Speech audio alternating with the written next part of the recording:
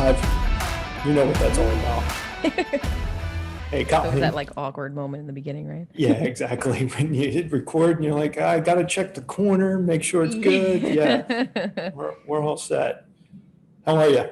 I'm good. How are you? It's been a very long time since we've seen each other. I know it's, I don't even know what time we left yesterday. So, but thanks. I appreciate we had been talking about doing this for months and finally found a day and a time to do this. So greatly appreciate you doing so, Yeah, it'll be fun. even with the drama you were just dealing with. Yeah. And by the way, the background is not what we had originally discussed, but that's because Colleen's got a real job. So she was working all day and then flew in here to do this. So we'll talk about that in a moment. Anyway, thanking Colleen for doing it. Thanking all the viewers for tuning in. Welcome to Did You Know That? Question mark. Channel where I get to talk to interesting people about interesting topics. And today I have one of my favorite people on the planet as my guest, and you'll find out why soon enough. My name is Sean O'Rourke, and if you're new to the channel, welcome. Make sure you hit subscribe and the bell below so that you get notified when new episodes go up every Thursday. And if you are a returning viewer, I appreciate your patronage. Again, my name's Sean O'Rourke. When I'm not talking to interesting people, I'm a cyber liability consultant at Combs and Company, where I help companies prepare to be hacked. And Colleen, tell the fine folks who you are and what you do. Well, hello, fine folks. My name is Colleen Blum. I'm actually the vice president over at Combs and Company. I handle more of the employee, the fun stuff I always call about the health insurance on individuals or groups. And I'm also the host of the Try and Stop Me podcast. You can tell by the voice, she's a pro at this. Me, I'm just pretending. Colleen's got this down to a science. And make sure you check out her podcast. She has some excellent guests, and they have really good conversations as well. So Try and Stop Me. You can find her on Instagram. You can find her on any of the podcast platforms. Also YouTube, right? Yeah, we're on YouTube now. If you can't tell by the cool background, you got to Yeah, be part of one of those exactly. YouTubers, right, in the game. You got the mood lighting. Yeah. Actually, I originally wanted Colleen to be talking from her home gym, but she's got a real job, so Yeah. she had to fit Getting this the into lighting schedule. set up in the home gym is hard sometimes. Yeah, yeah. And the But internet. you have a cool home gym, so maybe next time. Okay, We will so next time. we when we talked about this, I told you I'm going to title this From There to Here, because this is about journeys, and you have one of the more fascinating ones that I've encountered, and we're going to get to that. But the first question I want to pose to you, how are you feeling about where you are in your life right now? So happy. Honestly, Yeah. that's the only word that I could say is just happy and excited. And for the first time, I can say in my life, not really caring what happens tomorrow. Really? That's Yeah. great. That's a great place to be. Yeah, it really is. Is that It's because the comforting. day today is so good for you that tomorrow will be Yeah, I tomorrow? think I think as we get older, you start to realize tomorrow, as corny as it sounds, they always talk about like tomorrow, who knows what's going to happen tomorrow? All you have control of is today. And if you keep wishing away the future or like wishing what if when that day comes, I'll be good then, or I'll be happy then, or like whatever, you're missing out on what's happening today. And I think over the year, this past year, I finally grew up in that sense of not wishing my life away anymore and just realizing that you got today, figure it out today, and be happy in the moment. And Not always happy. I was about to say, I've heard you on the Let's phone be with some, honest. You know that. Yeah. yeah, I've heard you on the phone with the insurance carriers. Every day is not a happy day. No, So, no. We try. Susan and yes. I always talk about it all the time, right? We start our days with like positive podcasts that we put in our ears and like 901 hits and it's all downhill from there. But personally, I'm happy. Well, I don't know if you've ever heard me say it. I always said business would be so much more fun without clients. Yeah. Yeah. Some clients I could take. Oh, I would no, say like yeah. the vendors. Yeah, yeah. Well, insurance carriers, and we won't get down that rabbit hole, but insurance carriers, it's a different world, and people really don't understand what goes into getting people insurance. They think, oh, I just call and I'm it's like Progressive or State Farm, I have insurance, and it doesn't work that way. No, no. It does not.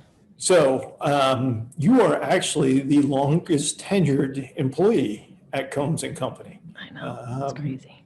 It is crazy. You've been there, what, how long? Almost, I would say 6 years. Is it going on 7? We got to I look at think the it's 7 calendar. We years, always have an right? anniversary. 7 years. I think it's 7. Yeah, I think so too. I think Because we're you were coming up on there 7 at this least a summer. year and a half, 2 years before me. Yeah. So then it'll be 7, I believe, in August. 7 So years.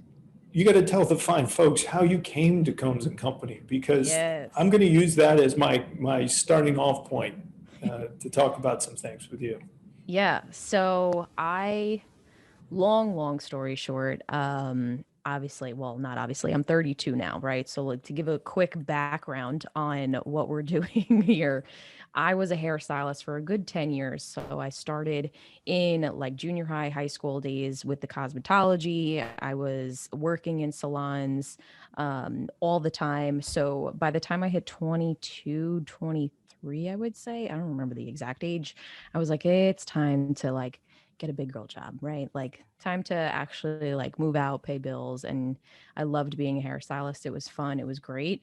But you started to like really look around, and it was something where you I was losing passion for it, right? I was starting to see it was going to be a lot of wear and tear on my body, a lot of hard hours. Hairstylists work so many hours and it's really rough on your body. And I thought to myself, I kind of want to make something. And it was either open up a salon myself in my head and still be in that world, or kind of change career paths. And I didn't go to school really. I have an associate's degree and a cosmetology license. So I went to Indeed and all those. I don't know, actually it was Craigslist. Yeah, I was about to say Indeed didn't exist back then. Craigslist. Yeah. So Craigslist, in between hair salon appointments, I would be sending out resumes. And I'm a hairstylist and that's all I've been. And I have little to no college degree. So I was just sending out to anything and everything that came up, like assistants, the customer service reps, like all of these jobs that I was really not even qualified to do at all. But, I knew I was good with people, you could figure it out. So I landed a job at an insurance brokerage on Long Island, and it's kind of like the first office job that I've ever had. And I remember being so excited, like with pen and paper. Sean, I was so excited about like Post-its. I was like, I can answer the phone and like write on a Post-it a note and like put it on top, like that type of like playing around in office vibes. So, but fast forward there, I was there for a couple years and kind of, they were doing insurance, right? So I was learning the world.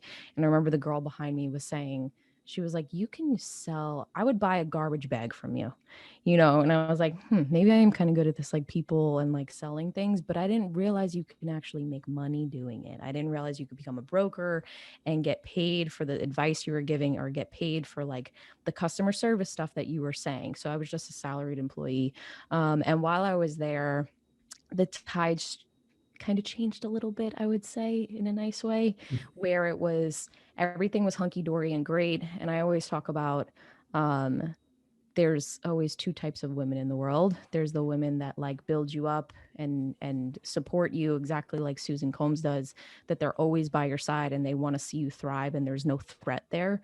And then there's other women in the world who see you starting to understand and see you start to get good. And maybe it was just my naiveness of thinking this, but that's how it felt because we were kind of friendly. And then it literally shifted into, it felt like I was almost threatening to a sense in that area of it. So the way I was being treated and talked to and everything, work became very hostile, and work became a place that I didn't want to be at, but I knew that I liked the industry. Whoever says they wake up in the morning and they want to be a health insurance representative or health insurance broker or like the industry, at the end of the day, it always comes back to you're with people. I like working with people and figuring out people's solutions and then being like, oh, this is so helpful. Like that I really enjoyed. And I started to realize that you can actually make money on the stuff you were selling for this other company.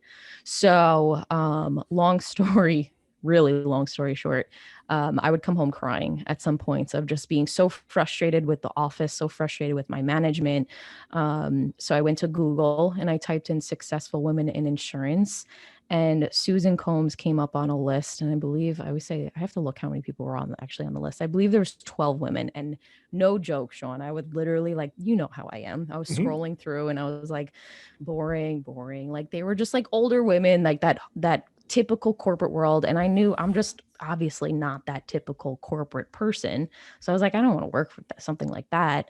But then I got to Susan Combs' story, and it just like something I was like, she's just like me. She likes sports. She's young. She's pretty. She knows what she wants in her life. And she's on this list with other like badass females who have made it in the industry. So I saw that she was in New York City, and I emailed her service line. And we always laugh at the email every year. And it said something like, I'm a whatever. I was like, I'm a young girl out on Long Island. I don't know what to do next. I'm in the insurance industry. I don't know if I should open up my own thing or if I need a mentor, or I forgot what I said exactly. But it was something along the lines of like, I'm just looking for somebody to talk to, just to kind of bounce ideas off of. Because at that point, I didn't know if I should leave the industry, if I should go work for somebody else. I didn't know if women could actually make it in this industry because it is very male dominated. And I was on such a like place on Long Island that insurance wasn't really that big. So Susan was in New York City, and I was like, I'm never going to work in New York City, whatever. Fast forward how many years later, right? But so I never thought that the woman from New York City would ever email me back. I got an email back from Jen from the support line saying Susan wants to have lunch with you or coffee with you or just have like a conversation. So we came in, I remember we met at Fresh & Co. and I had a conversation with her, and her account rep was actually leaving, going out on maternity leave. And she was like, hey, if you want to come try it out, this is the perfect time now to come in. And literally the rest was history. I walked back in the office and left. And that's why I wanted to have this conversation, because that story always resonates with me, because it's not something I learned until much later. In terms of that sort of that gumption, let's just send an email and see what happens. Were you always that sort of daring duo, to I don't know. drop the line? Or honestly, the more people that I tell the story to over the years, they're like, really? They find such fascination in behind it. mean, And I I do. think I'm a scaredy cat. Like truly, I really am a scaredy cat. I don't like taking like first steps or like leaps of faith. But I think at some point, like in life, when you're like really unhappy and you're not finding anything, what's the worst that can happen? They don't respond to you. And I think I didn't email anybody else's service line. It was just like a calling, a feeling, say the source. It was just like, she seems like she's somebody that would talk to me, that seems like somebody would mentor me if I needed it, or I don't know. It just, something felt like do it anyway. And maybe, I guess I could say I've always been like that, since I've been working forever. And in the salon too, you kind of got to be a little ballsy. You got to be gutsy. You can't like be timid. I think your personality really has to shine through. Otherwise you don't get the tip, or you don't get that client to want to sit in your chair. So you kind of have to be like balls to the wall of, I'm here, this is who I am, but in like a very timid way too, I would say. Well, and for people who don't know, go online and check out. Susan and Colleen look like they're sisters to a certain extent. Granted, you don't have the big gray streak that Susan's got, but you guys do like sisters. And when I met you, you were quieter than you are now, but that's just because you weren't experienced. As you became experienced, what kind of changes have you seen in yourself? Because I've definitely seen the growth, but I'm wondering from your perspective, what kind of growth you've seen in yourself. I think the person. My mom sent me a meme the other day, and it was like so fitting. It was like, the person you knew years ago, that version of me no longer exists. Or because I think when you go through things in life, or you evolve, or you're like put in this box, you feel like you have to stay in the box. And like once you get that little bit of sunlight to break through, if you have any guts, maybe it comes back to guts of breaking through that box, you could be like the Kool-Aid man and really show up as yourself. There's a Because reference that a lot of younger people, and I use that term loosely with yeah. you, in terms of are not going to understand, Come which on, is so really? We're not that old. disappointed. We're not that old. You're not that old. Let's be No. honest. You're not that old. But yeah, so that's from. So let me ask you that, because it was one of the questions that I had for you. Where you are today, is it because of your guts, courage, what have you, or is it because you have an ability to figure it out? Both, without a doubt. Okay. I think you kind of have to be thrown to the wolves to be able to figure it out.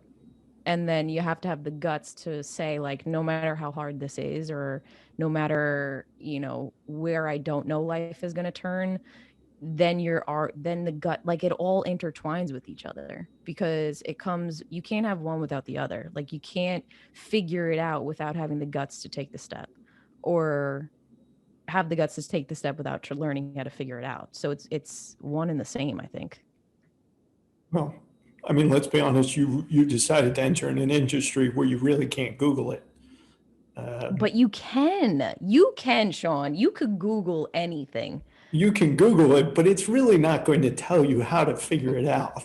It might give you a piece of information, but you still have to figure out how to, you got to figure make it out. Work. But you have to have the guts to be able to Google it. Like, that is, I always say too, like, Google gave me my career. It also taught me my career for most senses. And Susan and I joke about it all the time. Like, in a sense, try to figure it out on your own. And if you can't, like, if Google doesn't teach you, then ask somebody. But a lot of the times, like, back in the first place that I worked, nobody taught me anything. Like, there was no school. I went from literally a hairstylist for 10 years to stepping into an insurance role and having to explain people's policies with probably 4 days of training before they let the person that was teaching me go.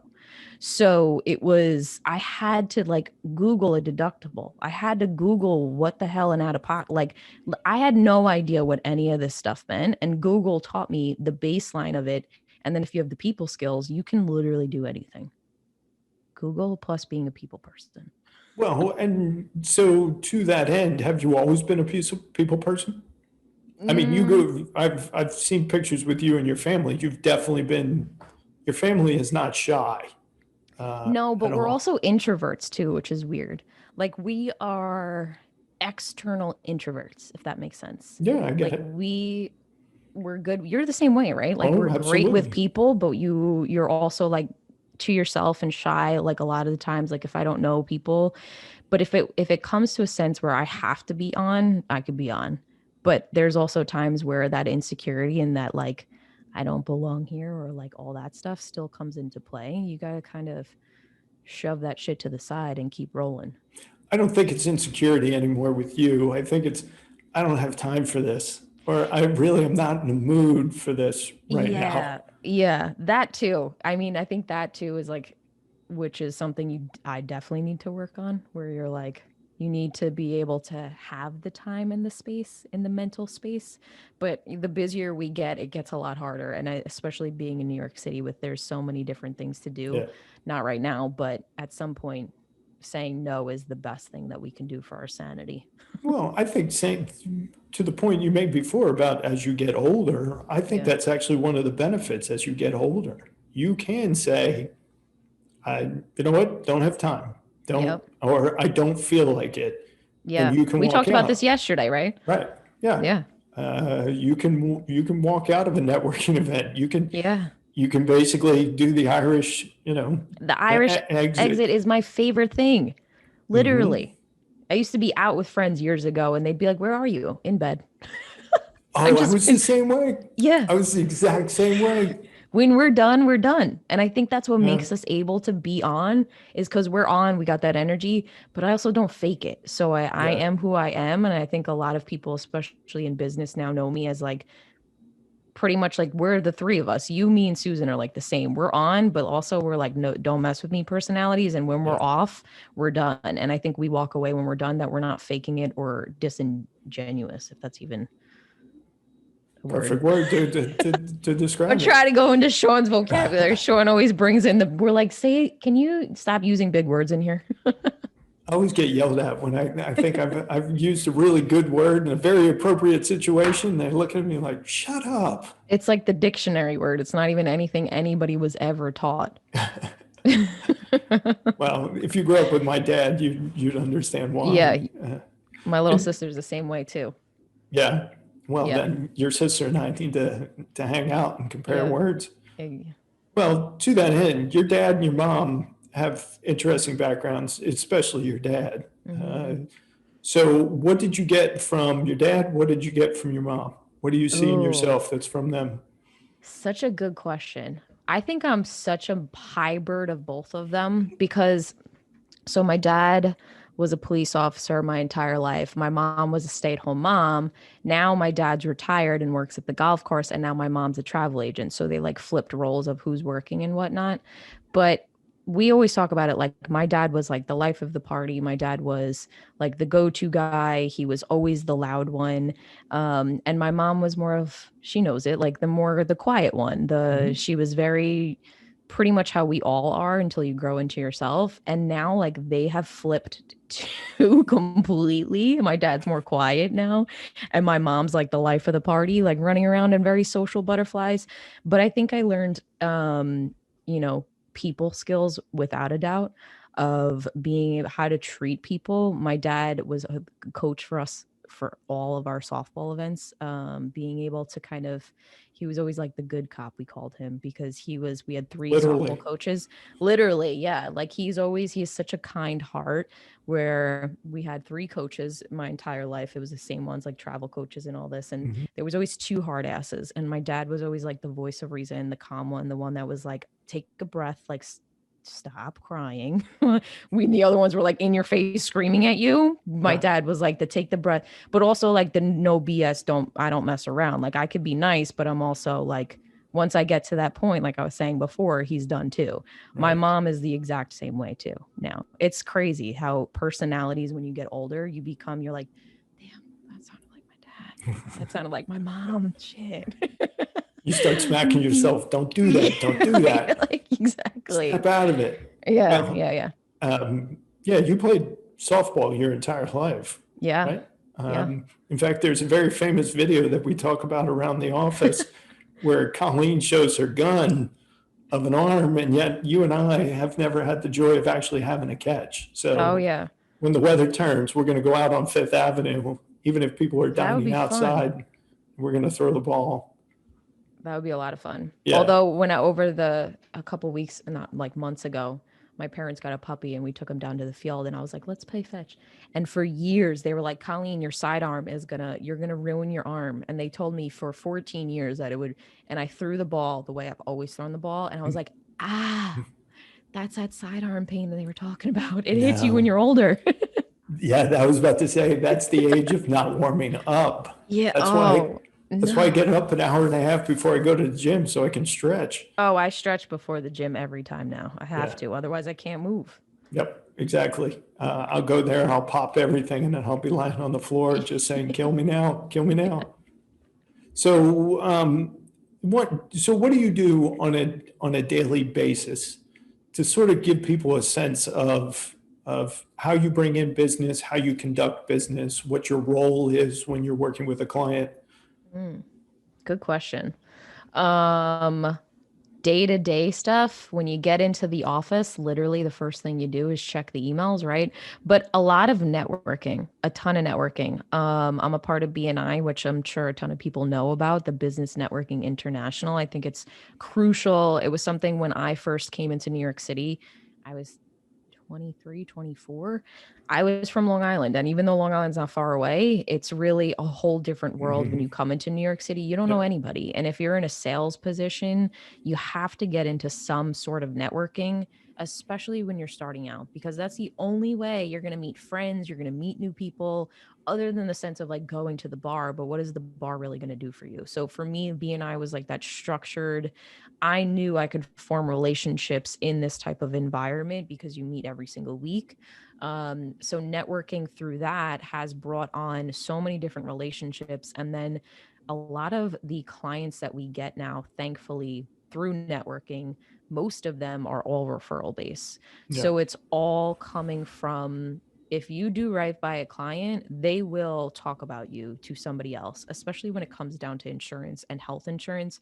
When Susan always says it, male, pale, stale industry, where there's a lot of, I want to say sales Older white people. males. Yeah, but like salesy people where Yeah. they're not in it for the best interest of the client. And for us, it's kind of, we don't care what you pick. We don't care what you do. We're going to be here to give you the advice, give you the pointers. And I always say point you in the right direction. And more than half the time, they always come back to us, whether it's something that they come back and they're like, oh, today we want to work with you, or they remember us 2 years down the line and they come back because we gave them that solid advice. So a lot of the conversations I have, they could be on sales, or a lot of them are really on advice of here's what I would do.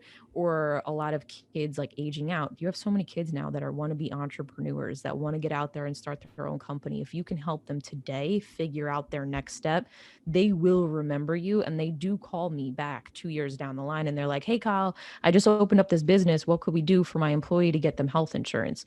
It's a long game in that sense, but after you do it for a few many years, those long games start coming back, and it's just volume that comes in every single week. You don't have to go begging for business. It's just comfortable, warm business that comes back. So when somebody does come, when company does come and says, I need insurance, how's the process work?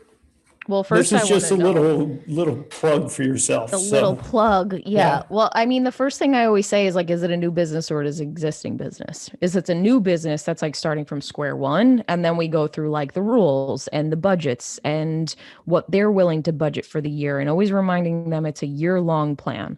What happens this year can change next year. So working in, don't shoot too high. Don't promise the moon to your new employees. Don't tell them how much you're going to pay until you start to really see the numbers, because it's not cheap.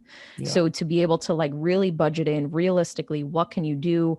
What's the projection of how many more employees throughout the year are you looking to hire? Some people stay real small. Other people have a grandiose plan that they want to hire 20 to 30 people by the end of the year. That's great. But if you're saying you're going to pay 100% of somebody's thing now, that means you got to pay the same thing for 20, 30 more people. Do you have that in your budget right now? So it's really taking the step back and trying to consult with them to say, all right, let's look at this next 12 months in snapshots so you can put something in place. And then if you want to upgrade or if you want to change it, we always talk about it every single year. So we can re-examine everything coming next year. And if it's an existing group, do they have a plan in place? What's working for them? What's not working for them? Why are they looking to change? Are they just looking for cheaper? Because, Joe That Schmo ain't down going the to block happen. Joe Yeah. Schmo down the block has the same exact stuff that we have. It's just a matter of personality, we always say. Mhm. If you don't like your current broker, we could take a look at the plans that you have and we can take over the account if you like us. Or, we can kind of point you in some direction if you can't break up with them, that, here's some tips and tricks and advice that we would give you that if you need it, eventually they'll probably break up with them if they're coming to you. They'll remember you a few years down the line if you were able to give them some quick pointers in that time. And then once they're on the plan, what's your role become? Because I always thought that after the initial engagement, then it was basically the client and the carrier, but that is not the case, as I've learned over the years. No, And it sitting is not. behind you reminds me daily why I'm glad I'm not on the employee benefit side of the house. I know you say that all the time, but I would never be on the cyber liability or the PNC side. So we're Exactly. good. It works. Yeah, Yeah. it works perfectly. Yeah, I'm literally their right-hand gal, I would say. I'm the person that the employees can call when they have questions, or if they're, somebody is having fertility issues. A lot of conversations go revolved around that. If somebody gets, diagnosed with cancer or just needs like knee surgery, those quick not quick, but those more in-depth conversations with the employees. We always say to the HR people, if they want that off their plate, feel free to share that information with your employees. Here's my contact information. They can reach out to us. We always go through the plan designs with the employees if they want to have that conversation, but also kind of like that back end HR support. We're not HR professionals, but we can be the support where if they have questions revolving certain things, we can try to find answers if we don't know it. So it's always that extra support on the side to help them out after. They don't ever get rid of us. That's the case. Yeah. They're stuck. Well, and they have a tendency to bring you, people who leave companies have a tendency to bring you guys in when they join new companies, because they Yeah. figure out that, oh, what we get out of Combs and Company is kind of unique compared to everybody else. Yeah. Yeah. That's the one great thing too, is when you treat people right, they'll take you with you. They're going to move. HR managers move all the time. They change as life changes. They might move to a different state and they'll still call us up and say, hey, can you help us out here? I was telling my boss or my new employer how great you guys are, and I really want you to have a conversation with them. And then when we have the conversation, they pretty much already sold us to their new employer to be able to have us easily come in and help them out. Sure. Well, and you also have to stay up. Unlike PNC, health insurance is a political football. I mean, it's a minefield in some instances. So you're not just having to learn the industry, you're having to learn the way states are looking at it, the federal government looks at it through the Affordable Care Act. So you're not exactly sitting back and just saying, okay, well, that's all I have to learn is this new policy, because that new policy or a state somewhere else might have to treat it differently than New York does. Yeah. It gets interesting. There's always articles to read every morning. We always get that little forward email. Did you see this? Did you hear that? But yeah, it's definitely, it keeps you for sure on your toes.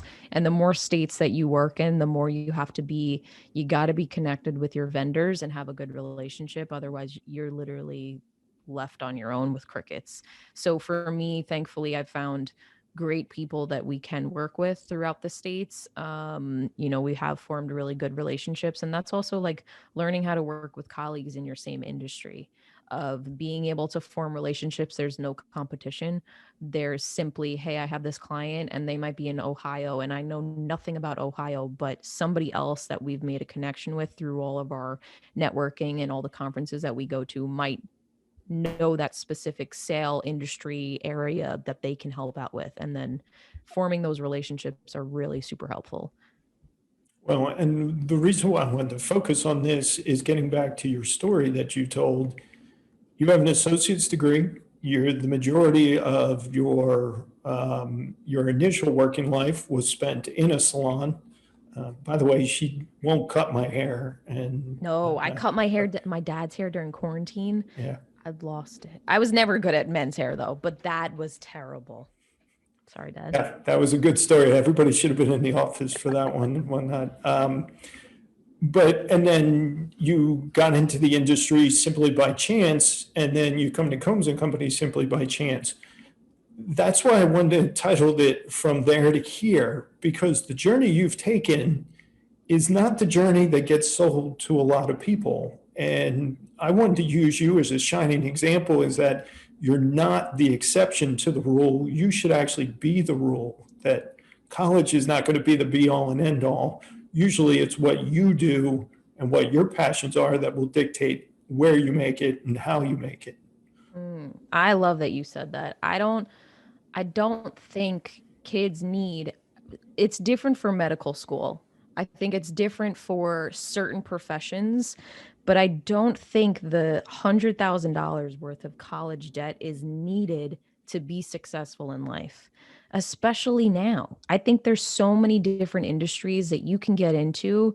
And if you're just able to take the step and believe in yourself, you're going to figure it out. You're going to have to probably go through some different careers or different employers or whatnot to get to the one that is like Susan, that does give you a chance. Or maybe you go do your own thing, open up your own thing.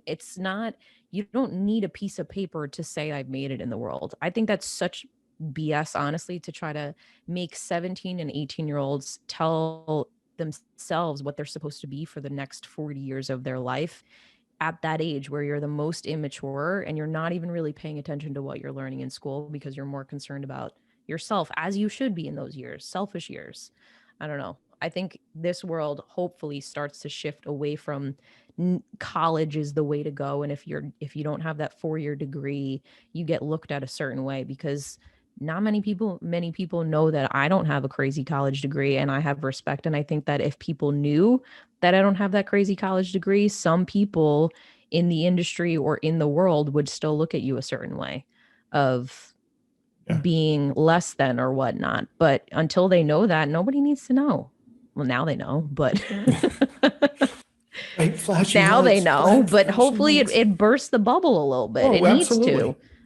Absolutely. I mean, look, we joke about the SAT words that I have a tendency to use, but that's just because I have a passion for words, because the one thing college did teach me was how to write better than I knew going in.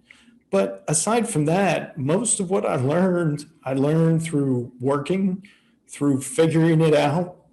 Back then, I didn't have Google, so because there's a pretty significant age gap between the two of us. You can't tell. We both look like models. Yeah, exactly. I think that's the filter that I put on Zoom and whatnot.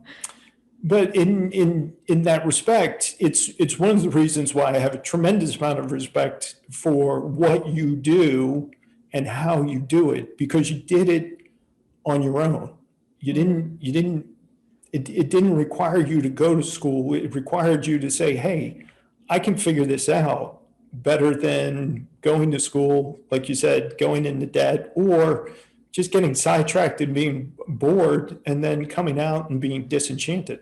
Yeah, I appreciate that. And I hope more, I would say females, younger females can hear that too. Because I think a lot of people get stuck in this, I need to work for somebody else mentality, where you don't. Even though I work for Susan, I still work on my own too. I'm at the end of the day in charge of my own schedule, in charge of the clients that I bring in or don't bring in. If you can find a partner like that, a career like that, where you can hold yourself accountable or create your own thing, you don't have to count on somebody else for a paycheck. And when you have that kind of need to hustle, no college education will ever teach you that need to feed yourself type of mentality. Yeah. Because usually when you're in college, you're not the one paying the tuition. Yeah. You might be working for pizza and beer money, but you're not paying the tuition. So that hustle is muted a bit. Yeah. And it's interesting you say you work for Susan. Susan hates when we say that.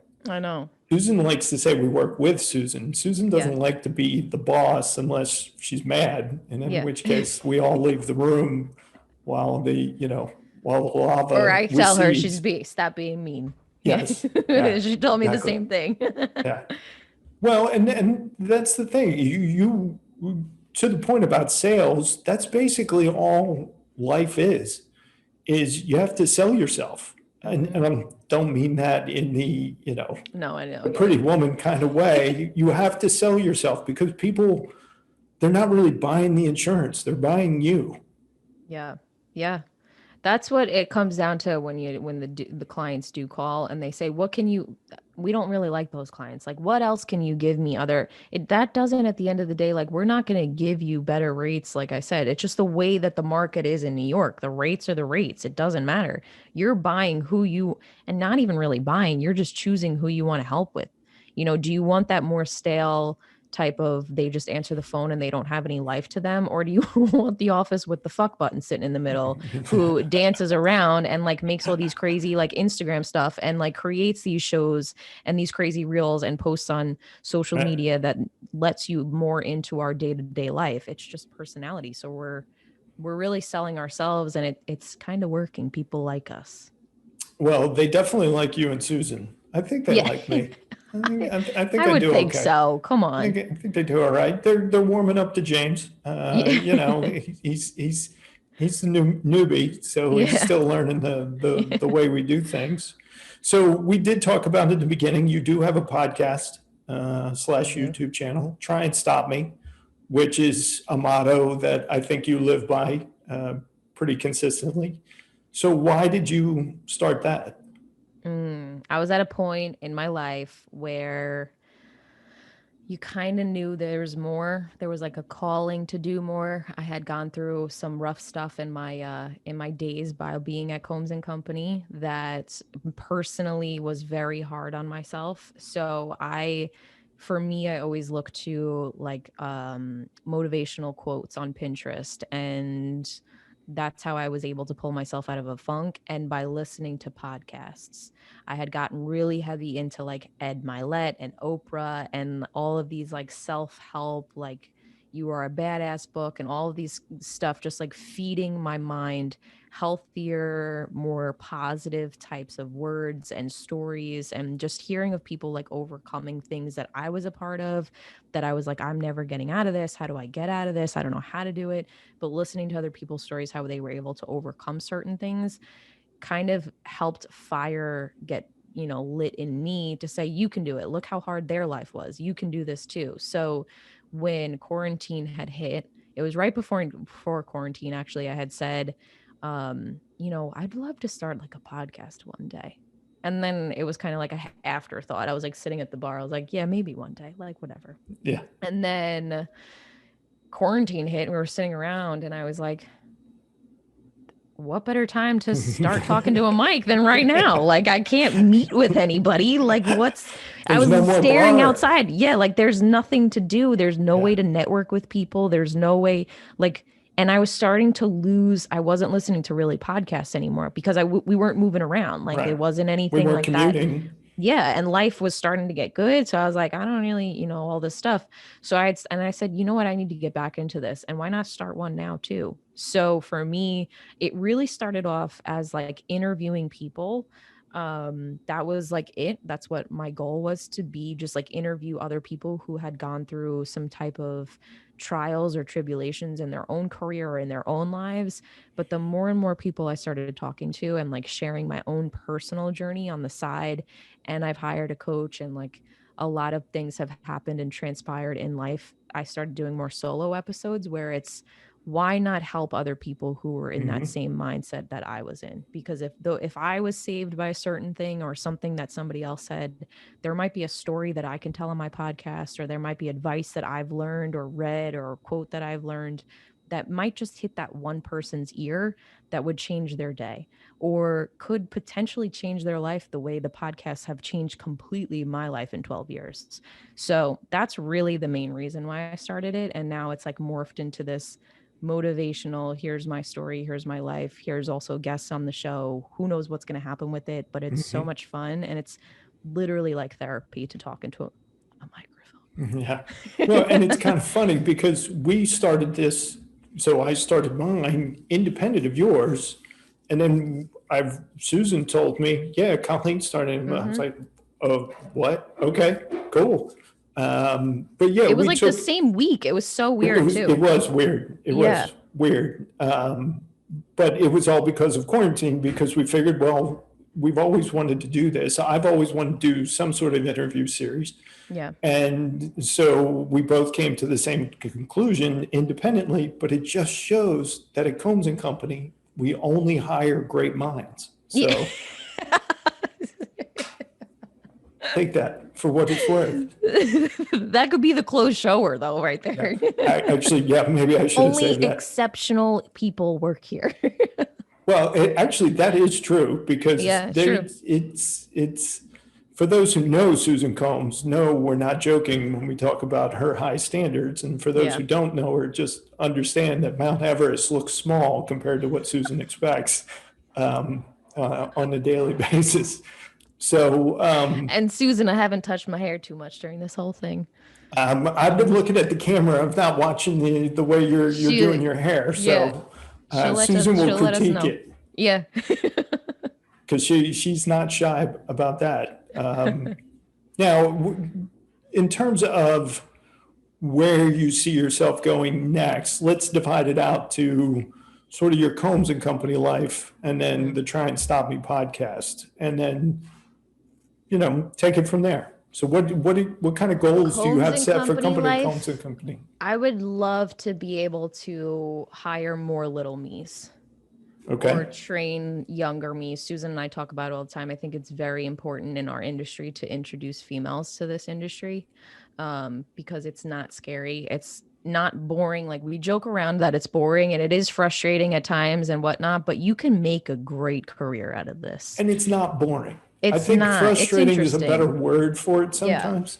But there's so much that you have to figure out Mm-hmm. that if you're bored, that's your fault. Yeah.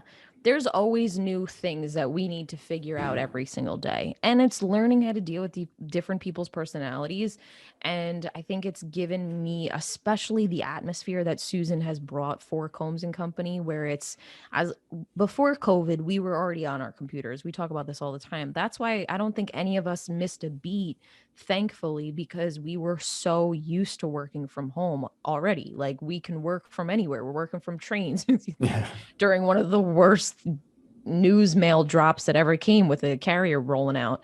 But you Oh, that's really, right. yeah, You were on the we way were back we from were on the way Baltimore, back from or a conference, yeah, yeah, and one of the carriers had just said that they were, I think, I forgot what happened. it was They 30 said they were days they were going to be going to be gone, right? done. Yeah. And Yeah. we had like half of our book on it. So Susan and I just like ripped out of our laptops and started going to town on emails. But we were always in this kind of realm where you can work from anywhere. So if people can realize that, and that you can have a home life, and especially females, like, you can build a solid foundation. I was younger, you start now. If I had kids now, I could be comfortable in having kids and being able to continue my book and work and whatnot. And that'll be happening in the future. I mean, Susan and I joke around about it all the time. Like, when I have kids one day, the bassinet is going to be in the damn office.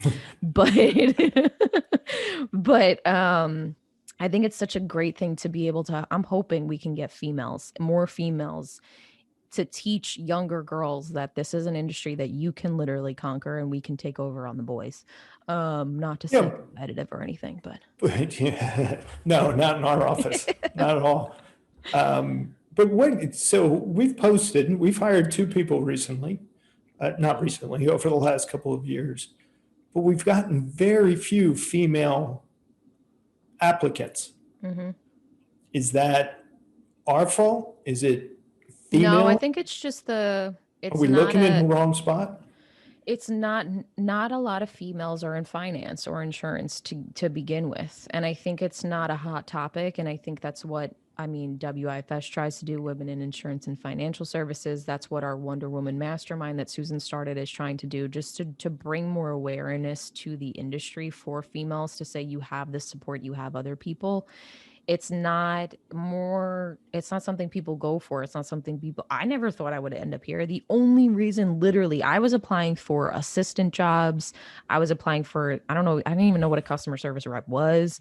And it just so happened to be that I fell in insurance. So it's Right. something that females, I think, that get into it, they are either part of a bloodline that's in it already, that they have a parent that has a brokerage, or a parent that's in the industry, or they literally fall into it like I did. So it's not something that's very attractive for young girls, especially in the day where everybody wants to be online and everybody wants to be more into the marketing and the social media marketing and everything. It's going to be hard to find young females, but that we'll figure it out. We'll pluck them from wherever we need to pluck them, because once you're good at people and sales, you could do anything. Yeah, well, that's true. I mean, like we talked about before, it's all about sales. I Yeah. mean, really it is, no matter what you do. Yeah. So then, for the Try and Stop Me podcast, what are we looking at? Who knows? Wherever life, I say it will probably take about 5 to 10 years for it to turn into something that you looked back and you were like, this is where it was supposed to go and this is where it was supposed to lead to. But there's no plan. And I think that's the best plan to have for me Yeah. right now with it, because it gives me, like, I've always been the type of person, like, I need to have this. I always wanted to have this, and by a certain age and by a certain thing. And that it never happened. Like, nothing ever that I had planned lined up. And I think that's such a eye-opening thing to me, that what's supposed to be is going to happen regardless of what you want to happen. It's the road you're not in charge of, driver's seat. You're sitting in the passenger seat. All you can do is work one day closer to that next thing that truly feels good in the moment, and it will start to, like, the path will become unfuzzy, I think. Right now it's too early to say what happens, but right now I'm just looking forward to continuing to share my story and help other people. And like I said before, if I could help one person with it, that is literally all that I can do. All that I want to do is just one person, one person a year, let's say. Not a bad goal, Yeah. because when you live to 100, that'd be 69 years and what have Yeah. you. So that's quite a few people to help. Yeah, we always say, right, like the numbers game of, oh, how many people watched it or how many people listened to it. I got caught up in that in the beginning. And then a very good friend of mine was like, if you are in a room of 10 people and you're talking to them, are you nervous? You're like, yeah, kind of. What about 20 people? What about 100 people? What about 1,000 people? Like, if you start to look at it that way, you're like, my voice is being heard by multiple people now. Yeah. You know, and that's what it's helping somebody out there. And you do start to get the messages, which is I would say once a month being like, I needed to hear that, or I was struggling with anxiety, or I'm in this situation in this, whatever the case is. And I needed that reminder. So those people that message me, that's what matters. Well, and I like how different our channels reflect who we are. Yeah. I mean, to the T, really. But you're those short motivational episodes that you do are fairly interesting in terms of how it's kind of what I see every day articulated to strangers. And so it's always fascinating to look, and you use less language than you use in the office, which I think you got to change, because, that's not really the Colleen that I can't be know. dropping the F-bomb every other word. Well, that's true. You're not talking to an insurance carrier for 5 hours and whatnot. But I think some of the channels do have to have like an R rating to make them really worth reflective of your personality. Yeah, I know. But I always say that too. That's why I tried. Everybody's like, you need to just show up as yourself. Well, that's what I keep saying on the show. Like my solo episodes, I'm like, listen, I'm a work in progress. I am just going to tell you the shitty week that I had. If I had a bad week, how I needed to get myself out of it. If you can relate, cool. If not, you can skip over this episode. Exactly. Hit fast forward. Yeah. Go. And exactly. Just don't stop it, because I want a full listen. I need a full listen. So you can fast forward, but I need a full listen. I know how to play the game. Okay. So if you're going to give one piece of advice to close out this episode, what's it going to be? Don't ever let anybody tell you can't do anything. Because the second they tell you you can't do it, that is literally when you should light the fire under your own ass. Beautiful. That's how we're going to close it out. Try and stop me. Yeah. Exactly. I mean, that's couldn't said it any better myself, and so I'm not going to try. Thank you very much. This was fun. Thanks, Sean. This was fun. Believe it or not, it went almost an hour. I know. I was going to try to hold it to 45 minutes, but I knew we'd start gabbing. There was no way we were going to do it. This was so much fun. I'm glad we did this. Too bad it wasn't in the gym, but we'll do it in the gym next time. Yeah, you know what? Not freezing. You know what? Maybe we'll do an actual in-person interview while we work out. Yeah. In your gym. That'll be cool. That would be great. And everybody can see that we actually warm up. Yeah. The new light that I haven't busted out of the box in a month. Yeah. Yes, at some point I'm going to open that damn thing. So, hey, thank you very much. I will see you in a couple of days in the office. And I want to thank everybody for tuning in to Did You Know That? ? If you like this episode, which you should, or else Colleen's going to have a problem with you. Make sure you hit the subscribe button with the bell so you get notified every Thursday when new episodes go up. Again, for Colleen Blum, my name is Sean O'Rourke. And until next time, you all take care. See ya.